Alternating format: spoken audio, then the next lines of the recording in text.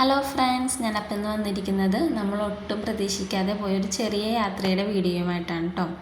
നമ്മൾ ശരിക്കും മെഡിക്കൽ ഷോപ്പിലോട്ടാണ് കേട്ടോ ഇറങ്ങിയത്. ചേട്ടന് 2 ദിവസമായിട്ട് നല്ല ചുമയും കഫക്കെട്ടും കാര്യങ്ങളെല്ലാം ഉണ്ട്. അപ്പോൾ ഹോസ്പിറ്റലിൽ പോകാമെന്ന് പറഞ്ഞിട്ട് അത് സമ്മതിക്കുന്നില്ല.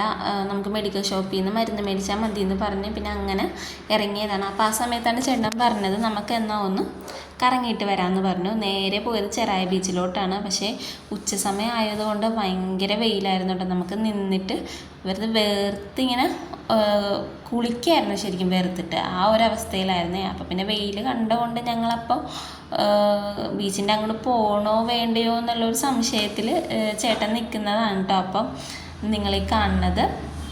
പക്ഷേ കൊച്ച് സമ്മതിച്ചില്ല. അവനപ്പോൾ വെള്ളം കാണണമെന്ന് പറഞ്ഞ് അങ്ങനെ വാശി പിടിച്ച് ഇതായപ്പോഴത്തേക്കും നമ്മൾ ഇറങ്ങി. എന്തായാലും പിന്നെ വന്നതല്ലേ, വന്ന സ്ഥിതിക്ക് ഒന്ന് ജസ്റ്റ് കടൽ കണ്ടിട്ട് തിരിച്ച് പോകാമെന്ന് വിചാരിച്ച് അങ്ങനെ നമ്മൾ വണ്ടി പാർക്ക് ചെയ്തിട്ട് അങ്ങോട്ട് നടന്നു.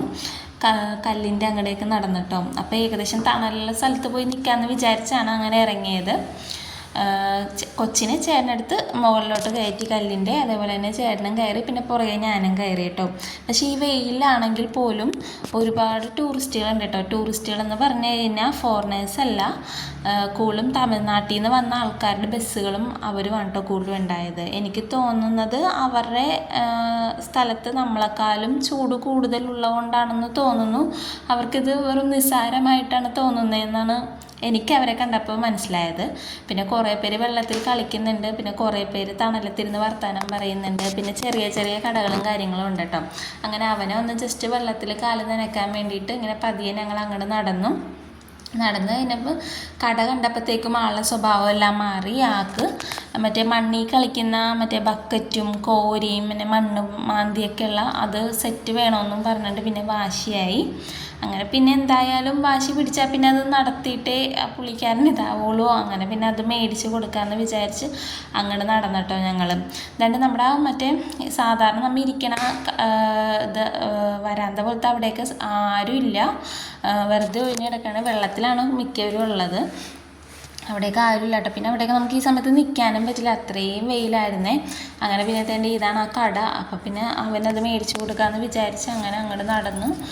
നമ്മുടെ ഈ ചേഞ്ച് ഉണ്ടായില്ല. അപ്പോൾ അത് നമ്മൾ ആ ചേട്ടനോട് പറഞ്ഞു നമ്മുടെ ഈ ചേഞ്ച് ഇല്ല. അപ്പോൾ ആ ചേട്ടൻ പറഞ്ഞാൽ അത് സാരമില്ല, അവിടുത്തെ ഓട്ടോ സ്റ്റാൻഡിൽ നിന്ന് ആ ചേട്ടൻ നമുക്ക് മേടിച്ച് തന്നോളാം എന്ന് പറഞ്ഞിട്ടോ ചേഞ്ച്. അങ്ങനെ പിന്നെ തന്നെ ഇതാണ് ആ സെറ്റ് ബക്കറ്റൊക്കെ ഉള്ള.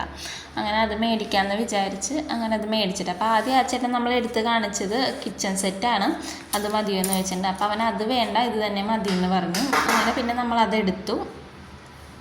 ആ കടയിൽ പിന്നെ എന്താണ് കുഞ്ഞി എന്താ പറയുക നിക്കറും ബനിയനും അതേപോലെ തന്നെ കുറച്ച് കളിപ്പാട്ടങ്ങളും പിന്നെ ഉപ്പിലിട്ട മാങ്ങ, നെല്ലിക്ക, പിന്നെ പൈനാപ്പിൾ, ഇത്ര ഐറ്റംസൊക്കെ ആയിരുന്നു ഉണ്ടായിരുന്നത്. തൊപ്പി, വെള്ളം, ഇങ്ങനെയുള്ള ഐറ്റംസ്, പിന്നെ പട്ടം, ഇങ്ങനെയൊക്കെയുള്ള ഐറ്റംസാണ് കേട്ടോ അവിടെ കൂടുതലും ഉണ്ടായത്. അപ്പോൾ ആ ചേട്ടൻ നമുക്ക് ചേഞ്ച് മേടിച്ച് തരാൻ വേണ്ടിയിട്ട് പോയിട്ടോ. അപ്പോൾ ആക്കിത് കിട്ടിയപ്പോൾ ഭയങ്കര സന്തോഷമായി. കാര്യം അവനൊരു ആഗ്രഹിച്ചതല്ലേ അത്. അപ്പോൾ അതങ്ങനെ കിട്ടിയപ്പോഴത്തേക്കും ആൾ ഭയങ്കര ഹാപ്പിയായി. പിന്നെ വീട്ടിൽ പോയാൽ മതി. വീട്ടിൽ പോയി കാര്യം വെയിൽ, ആദ്യം അവിടെ നിന്ന് കളിക്കാമെന്ന് പറഞ്ഞു. അപ്പോൾ വെയിലായതുകൊണ്ട് അവിടെ നിൽക്കണ്ട, വീട്ടിൽ പോയിട്ട് കളിക്കാമെന്ന് പറഞ്ഞുകൊണ്ട് പിന്നെ വീട്ടിൽ പോകണം എന്നുള്ളൊരു ചിന്തയായിട്ട് അവന് വീട്ടിൽ പോയി എങ്ങനെയെങ്കിലും അത് തുറന്ന് കളിച്ചാൽ മതി. അപ്പോൾ എൻ്റെ ചേട്ടൻ ചേഞ്ചുമായിട്ട് വന്നപ്പോൾ നമ്മൾ ഒരു സെറ്റ് മാങ്ങയും കൂടി പറഞ്ഞു. അവിടെ നെല്ലിക്കയും മാങ്ങയും പൈനാപ്പിളുമാണ് ഉണ്ടായത്. എനിക്ക് ഏറ്റവും കൂടുതൽ ഇഷ്ടം ഉപ്പിലിട്ട പൈനാപ്പിളാണ്, പക്ഷെ അത് കുറച്ചേ ഉണ്ടായിരുന്നുള്ളൂ. അപ്പോൾ പിന്നെ ഫ്രഷായിട്ട് ഉള്ളതെന്ന് തോന്നിയത് മാങ്ങയായിരുന്നു. ഈ ഒരു സെറ്റ് മാങ്ങക്ക് 20 രൂപയാണ് ഉണ്ടായത്. അപ്പോൾ അവനത് മേടിക്കാൻ വേണ്ടി നോക്കുന്നുണ്ട്. അപ്പോൾ ആ ചേട്ടൻ അവൻ്റെ കയ്യിൽ നിന്ന് പോയാലോ എന്ന് വിചാരിച്ച് ചേട്ടൻ്റെ കയ്യിലാണ് കൊടുത്തത്. അതെൻ്റെ പുള്ളിക്കാരൻ അതിൽ നിന്ന് എടുത്ത് കഴിക്കാൻ വേണ്ടി നോക്കും. അപ്പോൾ ആ ചേട്ടൻ പൊടി ഇടട്ടെ എന്ന് ചോദിച്ചു. അപ്പോൾ അവനത് പൊടി വേണം എന്ന് പറഞ്ഞിട്ടാണ് പിന്നെ ഇതായത്. അപ്പോൾ പിന്നെ നമ്മൾ ഇത്തിരിക്കോളം മുളക് പൊടി ഇടിയിച്ചിട്ട് അതിൽ. അങ്ങനെ പിന്നെ അതുമായിട്ട് ഞങ്ങൾ തിരിച്ച് വണ്ടിയുടെ അടുത്തേക്ക് തന്നെ നടന്നു. എന്താ വീട്ടിലോട്ട് പോകാമെന്ന് വിചാരിച്ചിട്ടുണ്ട് അങ്ങനെ നടന്നു. അപ്പോൾ പുള്ളിക്കാരൻ മാങ്ങ ഭയങ്കര ഇഷ്ടമായി. നേരി ഉപ്പൊക്കെ ഇട്ട് നല്ല ടേസ്റ്റ് ഉണ്ടായിരുന്നു കേട്ടോ മാങ്ങക്ക്. നല്ല ഫ്രഷായിരുന്നു മാങ്ങ. ഇട്ടിട്ട് അത്ര അധിക ദിവസം ആയില്ല എന്ന് തോന്നുന്നു. അതിൻ്റേതായ നല്ലൊരു ഫ്രഷ്നെസ് ഉണ്ടായി മാങ്ങയ്ക്ക്. അപ്പോൾ നമ്മൾ തിരിച്ച് പോണ വഴിക്ക് നമുക്കറിയാമല്ലോ, ചെറായിലോട്ട് പോണവർക്ക് എല്ലാവർക്കും തന്നെ അറിയാൻ പറ്റും, നമ്മുടെ റോഡ് വരുന്നതെന്ന് വെച്ചാൽ അപ്പുറവും ഇപ്പുറവും കായലായിട്ട് നടുക്ക് കൂടെയാണ് നമ്മുടെ റോഡ് പോകുന്നത്. നല്ല ഭംഗിയാണ് കേട്ടോ കാണാനായിട്ട്. അത് ആ സമയത്ത് ഒരു വൈകുന്നേര സമയം നമുക്ക് വരികയാണെന്നാണെങ്കിൽ ഇവിടുത്തെ നല്ല കാറ്റും ഇതൊക്കെ ആയിട്ട് നല്ല വൈബായിരിക്കും കേട്ടോ നിൽക്കാനായിട്ട്. പക്ഷെ ഉച്ച സമയത്തൊക്കെ നിൽക്കാനേ പറ്റില്ല ഈ സമയത്ത്.